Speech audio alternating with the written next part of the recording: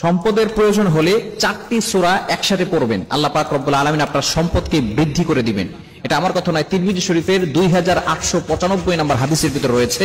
আনাস ইবনে মালিক রাদিয়াল্লাহু তাআলা আনহু থেকে বর্ণিত, নবীজি সাল্লাল্লাহু আলাইহি ওয়াসাল্লামের কাছে একবার এক ব্যক্তি এসেছে। নবী সাল্লাল্লাহু আলাইহি ওয়াসাল্লাম বলেছেন, তুমি কি বিয়ে করেছো?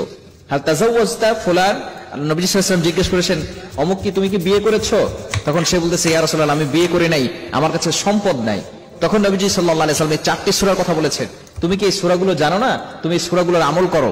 বিশেষ করে সূরা ইখলাস, 1 নম্বরে সূরা ইখলাস। ইখলাস হচ্ছে একেবারে ছোট্ট একটি সূরা, তবে এই সূরার ভিতরে অনেক ফজিলত রয়েছে। সূরা ইখলাস আমরা সকলেই জানি, কুল হুয়াল্লাহু আহাদ আল্লাহুস সামাদ লাম ইয়ালিদ ওয়া লাম ইউলাদ ওয়া লাম ইয়াকুল লাহু কুফুয়ান আহাদ। এই সূরার ভিতরে আল্লাহ তাআলার পরিচয় রয়েছে, আল্লাহ পাক রব্বুল আলামিনের একত্ববাদের ঘোষণা রয়েছে।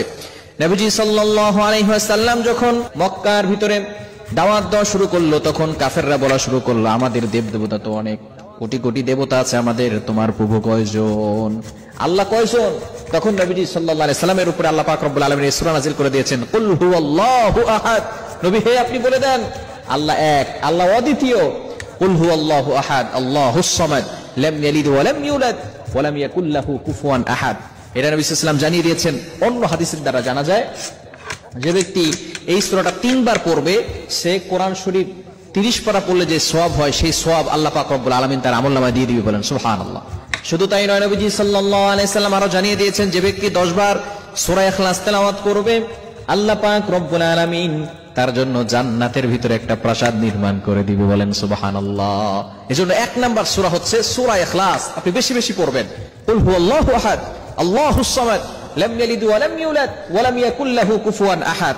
বিশেষ করে এখন থেকে আপনি প্ল্যান করবেন, পরিকল্পনা করবেন, আমি সূরা ইখলাস প্রতিদিন বিশেষ করে 100 বার করে তেলাওয়াত করার চেষ্টা করব। পারবো না ইনশাআল্লাহ? এটা হচ্ছে কোরআনের 3 ভাগের 1 ভাগ, অর্থাৎ একবার সূরা ইখলাস পড়লে 10 পারা কোরআন পড়লে যে সওয়াব হয়, সেই সওয়াব আল্লাহ পাক রব্বুল আলামিন তার আমলনামায় দিয়ে দেন। এজন্য 1 নাম্বার হচ্ছে সূরা ইখলাস।